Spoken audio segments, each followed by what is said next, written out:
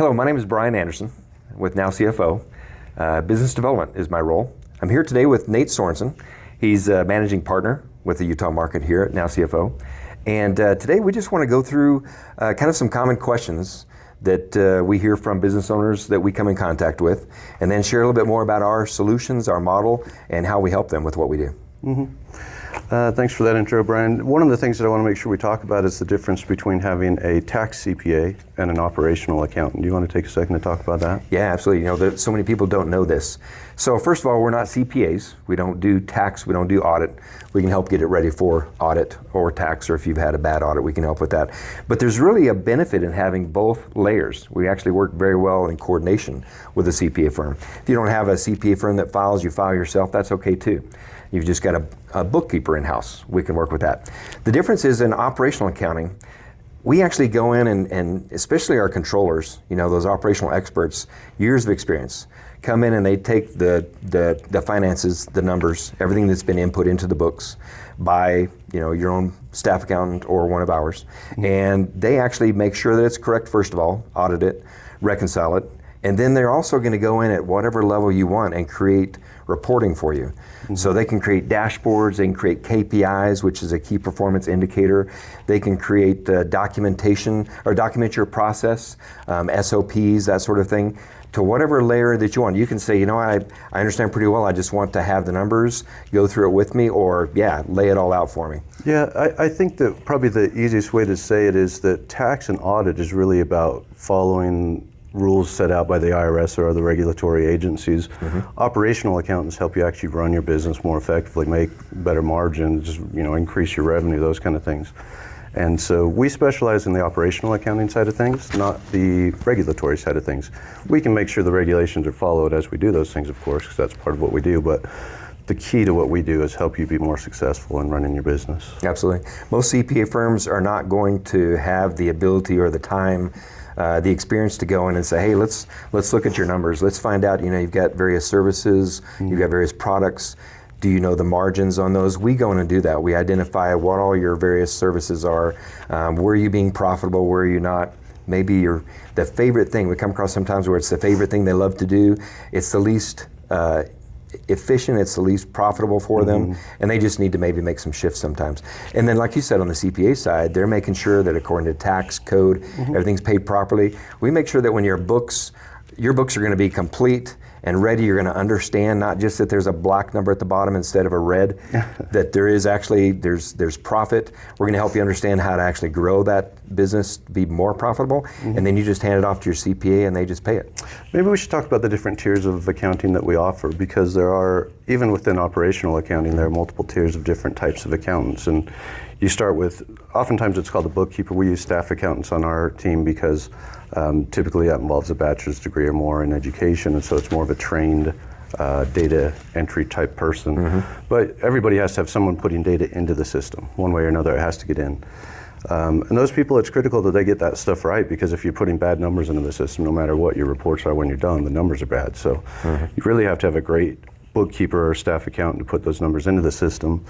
The next step up is the controller that you mentioned a moment ago, and the controller is really the operational hub. They're the ones where really everything funnels through the controller. They take, you know, sales and marketing and operations and all those things and make them cohesive, as well as being able to build out reports that help management understand what they're doing and if they're being effective.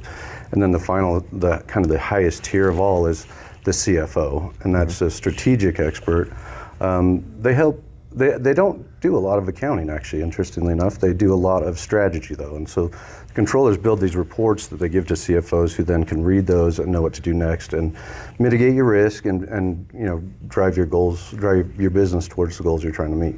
Absolutely. And you know, one thing we have businesses that come across, or that we meet sometimes too, that, you know, our name is NOW CFO, and so that's what people think of first. Now, obviously we have all the other layers, and there's actually several layers in between the three that he mentioned. When businesses come to us, do we actually always put a CFO with them? No, you know, a lot of times people will come to us and say, hey, I need a CFO. We're kind of struggling, and you know, cash is tight, and that kind of question. And a lot of the times we find that the CFO is not the key person that they need. It's a lot of times a controller to manage all that data and manage all those processes coming together so that they can be more effective. a good controller can give you good KPIs or key identifiers that tell you how your business is performing as far as effectiveness. And then you can measure yourself against those goals and see where you're at and if you're doing it the way you should be, or if it's some other way it could be more effective. Absolutely. Yeah, I would say 90% or more of the time, a controller is really the big benefit that businesses generally don't have. Maybe they've got someone in the business that's kind of drawn the short straw or gets to wear that hat, but they're not actually an accountant by experience or trade, and so they're just doing the best they can with what they still don't know they're dealing with. But our controllers are put in generally as kind of the quarterback, right, of the engagement. Identifying, whether it's your own staff accountant team doing the work in-house or you outsource your accounting to a bookkeeper, the controller coming in and verifying things, identifying what needs, and then the CFO just occasionally maybe needing to meet with the Fine-tunes CFO, and right? really strategizes that to be effective. Yeah, I think most of the time if you were to look at a business that had a CFO without a controller, the controller would be key to that, just simply because the CFO won't have the right data to work with to give you the good strategies you're looking for. So more often than not, we start with a controller or a staff accountant, and then build up to the CFO level once they have good data to work through.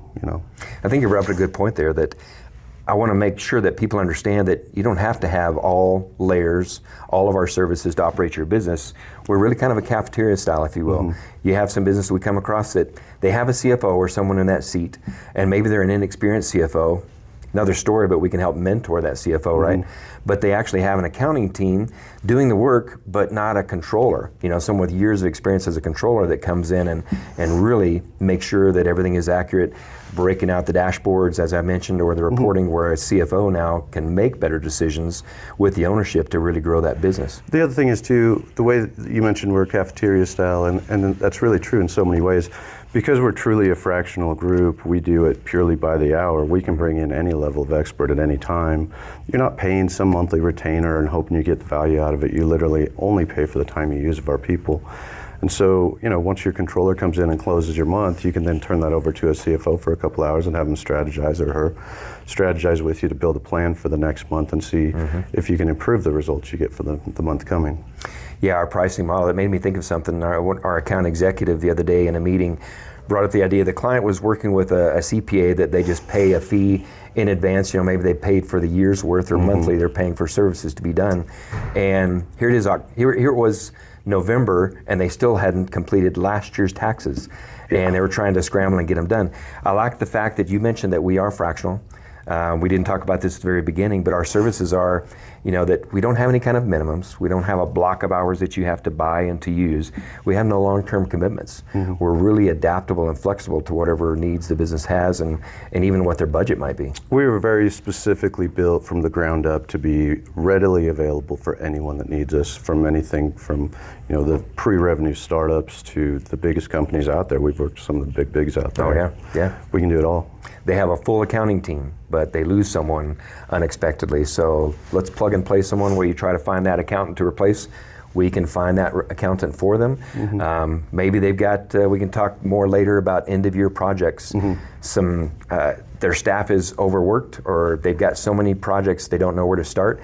They don't want to hire someone and then have to let them go later. Mm-hmm. Why not bring in a fractional person, extra set of hands to take care of those projects, and then when they're done? Well, it's tricky because at the end of the year, you have all your normal accounting jobs you have to do. You have to issue the financial reports for December, and you have to do all those normal things. But on top of that, you have all kinds of regulatory forms and filings you have to do as well, such as filing your 1099s, getting your W-2 issued, filing your 941s and 940s with the state and all those kind of things. And it's a lot of extra work for that group of people to get done. And the other thing is they keep increasing the penalties for not doing it right. Right. This year, I think the 1099 forms, if you don't file those, it's $660 each. Per 25, it's going up to $680. Wow. And so it's a very expensive, you have 100 of those and you've cost yourself quite a lot of money. Oh yeah.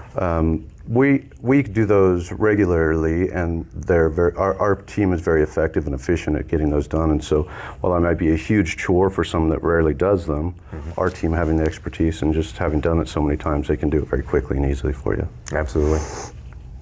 The other thing I want to talk about at year end is this is a time of year where businesses start budgeting for the next year. And a lot of companies go, oh, I'm not big enough, I need a budget yet. And I've found in my career, the companies that are really successful do have a plan or an annual operating plan that's also called a budget. It's an effective goal. Basically, you build out a 12-month goal, each month broken out on its own. And then as your actual numbers come in during the year, you compare them to what you thought or expected you were going to do. Mm-hmm. And that lets you measure how well you're performing in your business. Oh yeah, like a report card. Without that, you're really pretty much flying blind. And I've found that if you can't measure it and you're not measuring it, you're not going to be as successful as if you are. Sure.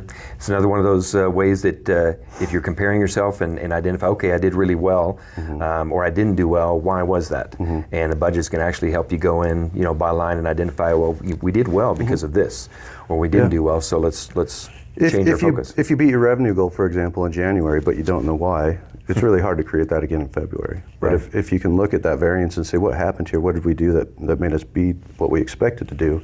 Then you can go back in and recreate it month after month and continue to grow. Absolutely. The other thing that I see a lot of at this time of year is it's kind of just a general scramble to get everything cleaned up and ready to go. There's so much stuff. You've got an entire year's worth of data. You got to turn in for your tax return. You might have an audit coming or a review, depending on the size of your company and things. And there's just so much to think about, it can become overwhelming, and sometimes people don't know what they don't know. True. It makes me think about the fact that with the holidays coming up, we just had Thanksgiving. I shouldn't have said that, sorry.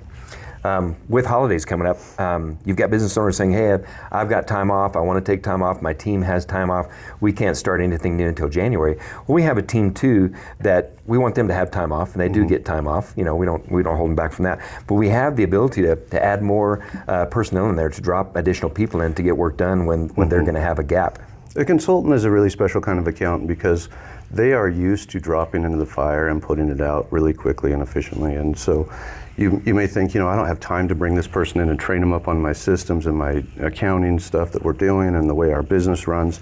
But our team of experts is so used to dropping into a business they've never seen before, learning it very quickly, and being able to very effectively improve the systems and processes, and even the people, like you mentioned, we can mentor.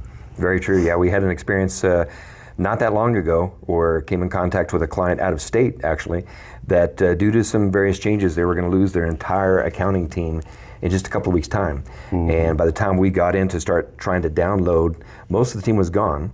And we were able to get things moving, keep it moving, and really do some fantastic work for them. Yeah, that was an incredible experience for us. That was a huge project. It was $250 million in revenue a year, so it's not a small company.